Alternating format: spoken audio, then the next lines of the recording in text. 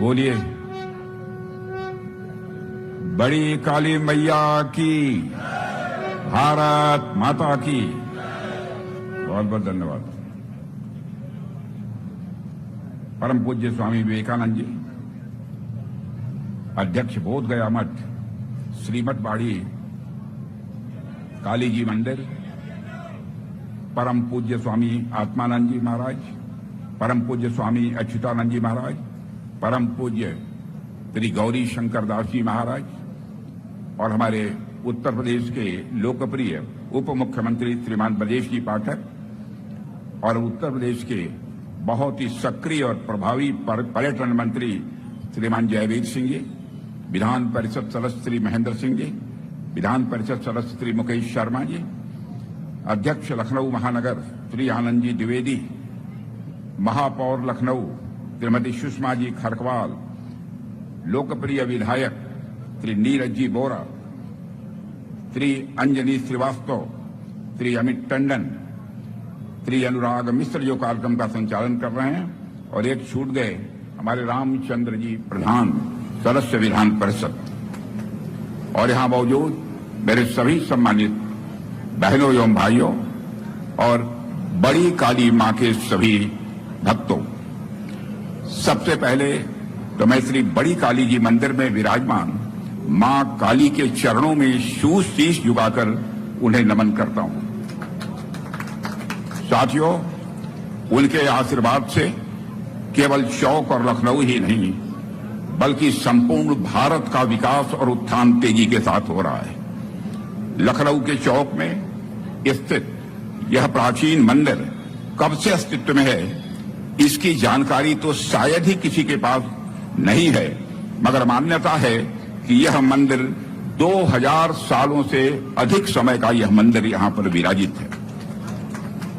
साथियों, मान्यता है कि इस मंदिर की स्थापना आदि गुरु शंकराचार्य जी ने की थी, जिसका उल्लेख संभवतः लालजी टंडन जी जो यहाँ के मंत्री हुआ करते थे, जो एक वरिष्ठ नेता थे, उन्होंने अपनी एक पुस्तक में भी इसका उल्लेख किया है। साथियों, इस मंदिर में समाज के सक्रिय योगदान से समय समय पर इसे विस्तार और आकार देने का प्रयास भी लोगों के द्वारा किया गया है। मुझे खुशी है कि समाज के साथ साथ सरकार की तरफ से भी यह प्रयास हो रहे हैं, और जो प्रयास हो रहे हैं उसमें विशेष प्रयास हमारे उत्तर प्रदेश सरकार के पर्यटन मंत्री श्री जयवीर सिंह जी का है। मैं जयवीर सिंह जी को मैं विशेष रूप से साधुवाद अपनी तरफ से देता हूं। आज जिन भवनों का उद्घाटन हुआ है वह इसी प्रयास का मैं मानता हूं कि एक नया यह संस्करण है। इसके लिए मैं उत्तर प्रदेश के पर्यटन मंत्री और साथ ही संस्कृति मंत्रालय और पर्यटन मंत्रालय सभी को अपनी हार्दिक शुभकामनाएं देता हूं। साथियों, यदि मैं कहूं कि चौक में स्थित यह श्री बड़ी काली जी का मंदिर लखनऊ की सांस्कृतिक और आध्यात्मिक चेतना का केंद्र है, तो यह कहना कोई अतिशयोक्तिपूर्ण नहीं होगा। जब लखनऊ भी नहीं था तब भी यह मंदिर था, और जब आज यह लखनऊ एक स्वरूप ले रहा है तब भी यह मंदिर हम सबकी प्रेरणा के शक्ति के रूप में इस स्थान पर मौजूद है।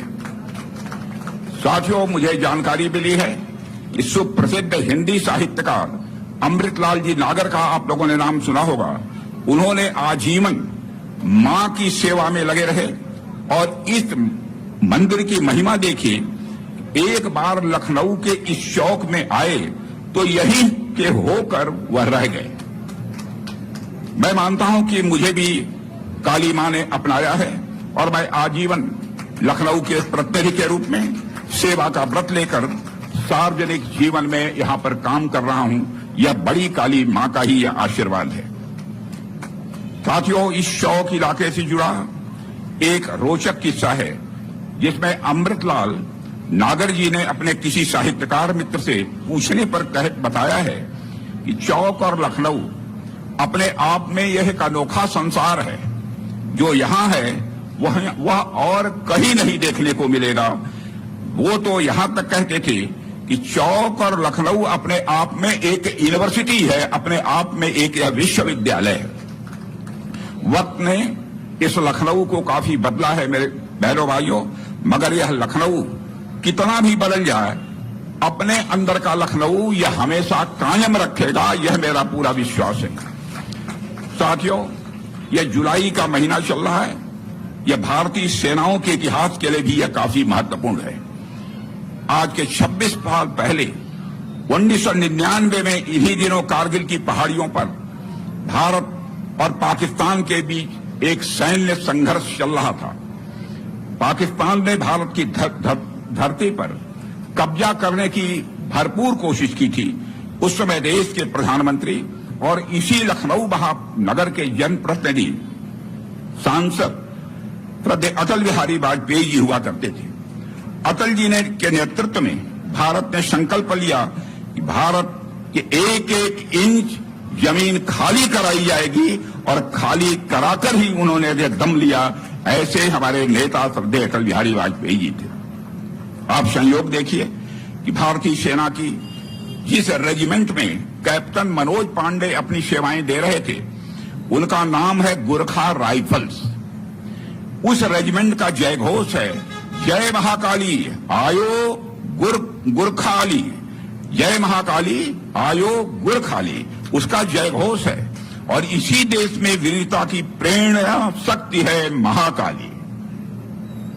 इस साल कारगिल युद्ध की 21वीं वर्षगांठ मनाई जा रही है, और इस मौके पर हमें कैप्टन मनोज पांडे समेत सभी वीरों को याद करना चाहिए, जिन्होंने मां भारती के लिए अपना सर्वस्व बलिदान कर दिया।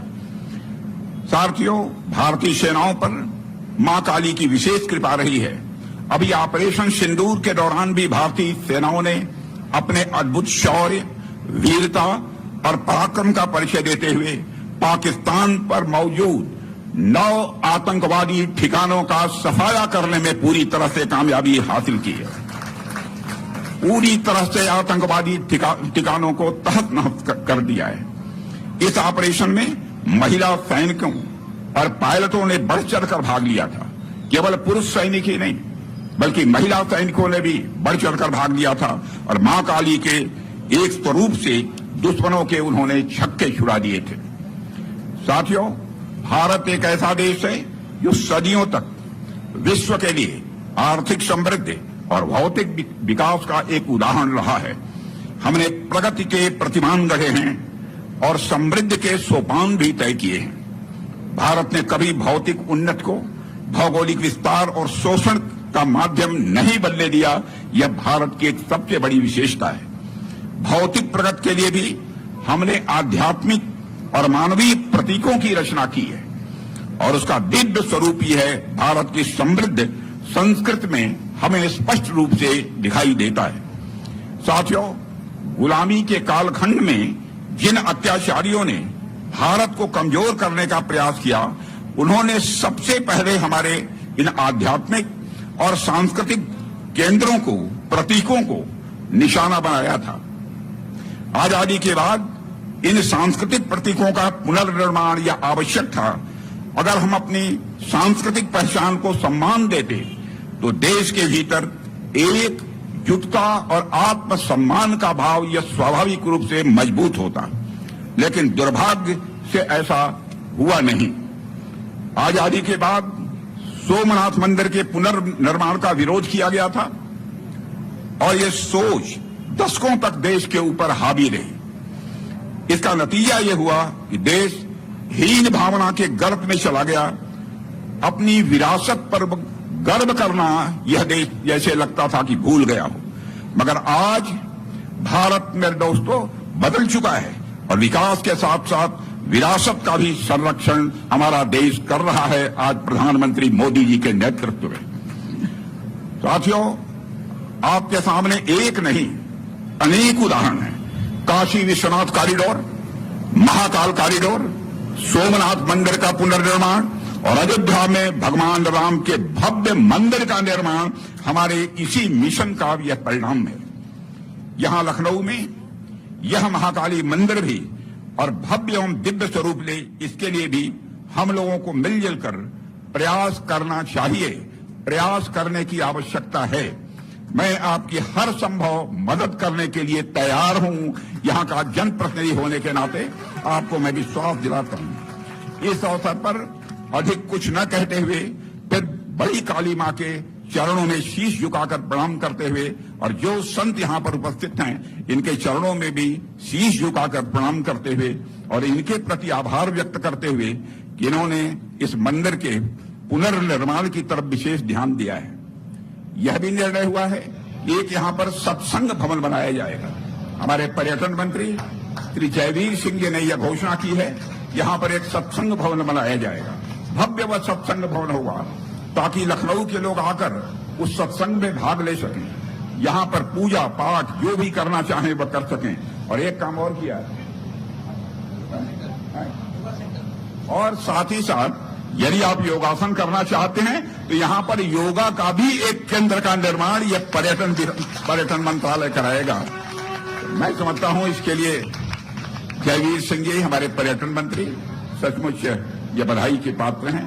इन्हीं शब्दों के साथ मैं पुनः आप सभी के प्रति हृदय से सम्मान की अभिव्यक्ति करते हुए अपना निवेदन समाप्त करता हूं।